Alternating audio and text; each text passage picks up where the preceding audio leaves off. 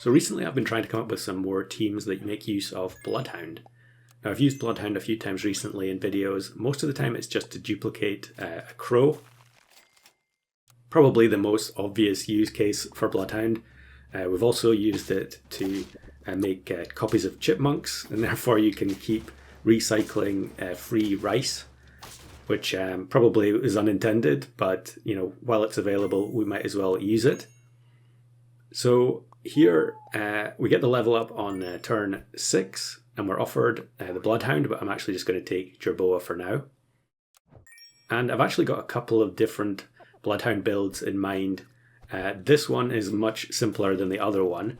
The video for that is also recorded, so hopefully that will be out on the channel soon.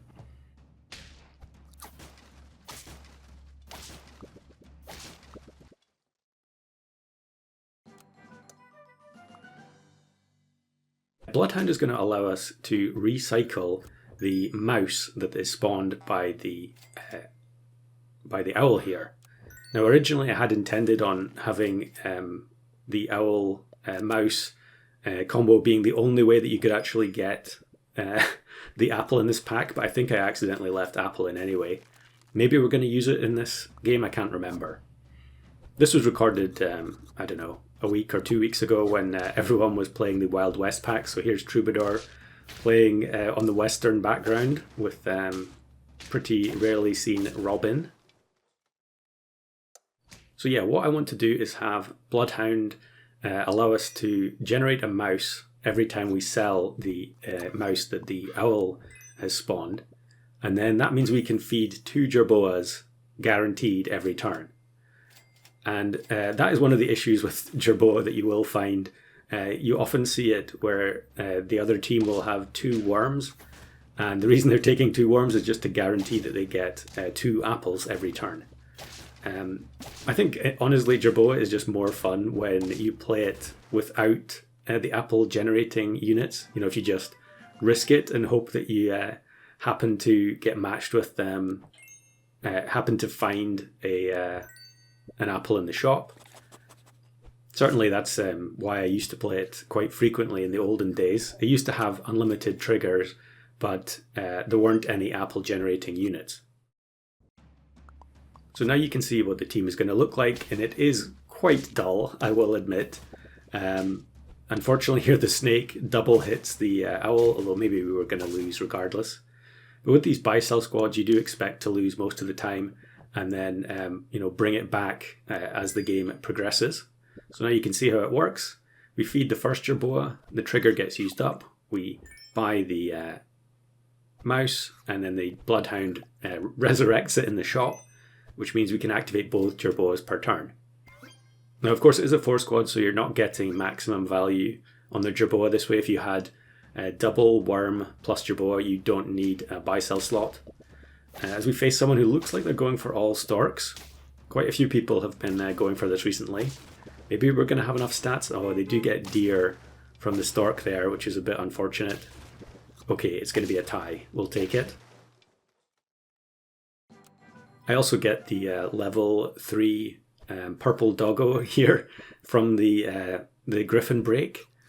And I think the reason I'm keeping it frozen is because I was contemplating water of youthing it and trying to get a level 3 Bloodhound or level 3 Jerboa. But I think at some point here I'm just going to give up and buy-sell it instead.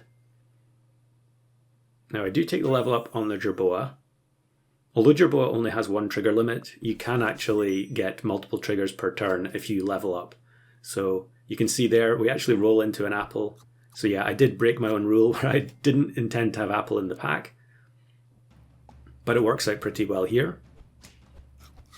I think we're lucky there that the Mandrake doesn't hit the owl, which had the melon. Instead it hit the Jerboa, which is doing absolutely nothing.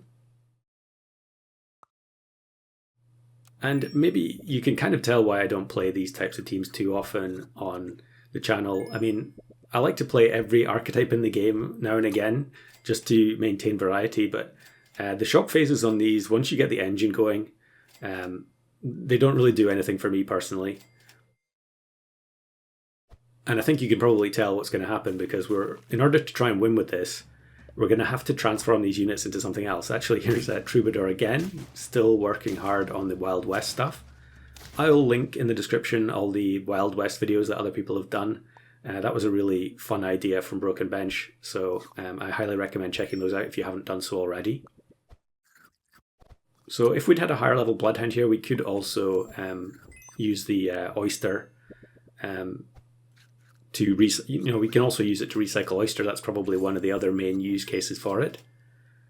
And I think here, because the Bloodhound survived, we can actually get a level 2. There's no need to freeze the apple in the shop because we know we're guaranteed to get 2 mice next turn anyway. Here's a very strange team where they have level 3 flying fish, but they don't have any summons at all. So I don't know if that was a transformation gone wrong, or maybe they're just looking for a high tier summon unit and they just haven't found it yet. But yeah, it worked out pretty well for us there. So we continue to feed the Jerboas. And this is one of the funny things about Jerboa, is that, you know, it's kind of both too strong and too weak at the same time, where there are times where it just doesn't do anything. And here I actually make a mistake where it ends up that I actually overwrite the chocolate because I didn't buy sell the mouse quick enough. So that was definitely a mistake there. But now you can see what we can do next turn is that we can get a triple trigger on the 2 Jerboas. I think the eggplant might have actually helped us here. The lemon is going to absorb some damage, and yeah, we scrape a tie. Level 3 ostrich there. So now I think we can get a triple activation in 1 turn. So we'll feed the first Jerboa, buy sell the mouse, and then we can buy sell the crow, reactivate the Jerboa, and then buy sell another mouse. So yeah, it's kind of a repetitive mechanical process, but I do appreciate that some people enjoy that type of gameplay. I think it's going to get a bit more exciting once we transform some of these units. And I think we should be okay against this team. Yeah, Lemon does good stuff.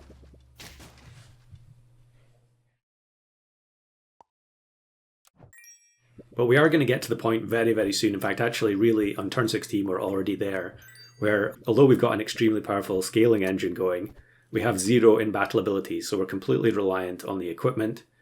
And, you know, melon, eggplant, lemon, they're all good, but it's very common that you're going to face, you know, higher level Bakunawa or other units like that are just going to completely decimate a team like this. And so we need to be finding Water of Youth or Competo as soon as we possibly can. Unfortunately, we don't find anything on this turn. Maybe I shouldn't have actually bought sold there to get the chocolate frozen because, you know, that reduces our chances of finding those transform foods on the next turn. But it's a draw here as well. So now we're actually in the position where I think we're going to have to go to turn 20 if we want to win. And soon the Jerboa abilities are going to become irrelevant because the whole team is going to be maxed out. So there is the owl maxed. And we can also get another level 3 trigger from the Jerboa here. But again, it's only plus 3/3 twice instead of 3 times because we're maxed out. This team looks relatively weak for turn 17. But they're possibly in the same position as me where their team was much weaker in the earlier turns and then it kind of hit that power spike. So the reason I'm taking the chocolate there is because I know I'm going to transform these units. So although we don't really need level 3 Jerboa, when it gets transformed it's going to retain those levels. So probably just buy sell the zebra here to top off the stats. Yeah, luckily it doesn't hit the Jerboa where it would only be a plus 2/2, but here we finally get a Competo. I'm going to transform the owl and we get Platypus. So probably not the best hit, but we'll take it. Actually, I guess Bloodhound and Jerboa are on tier 4, so we did have a pretty good chance of getting a dud. So Platypus probably isn't that bad. I'm not sure how many of the strong tier 4s I actually put in there. I guess we've got Crow as well, so yeah, that could have gone a lot worse. But then here we face a crane team, and the crane gets moved, which is super important, because otherwise we were in big trouble, I think. Actually, maybe we weren't. Maybe we had enough to knock out the front unit, so Looks like I'm not satisfied with getting Platypus there, so I change it into a Rooster. Now level 3 50-50 Rooster is a whole lot better. And then I just take the Bloodhound here because, again, we're trying to get these units maxed out at level 3. A bunch of Tsushinokos that are already maxed out. They could have done with some Kampeto as well, I think. Also pretty rare to see anyone playing Parrot copying Tsushinoko, so not uncommon to see this type of team, but Parrot in there was a bit of a change. So now we get another Kampeto, and I think although the Jerboas are not maxed out, I'm happy enough to transform them now. We get Rhino, which is solid. There's a Water of Youth. And we get another Platypus, so again, it's that boomerang effect where we get rid of one pet and it comes back to us. And then I think here, am I just going to buy sell?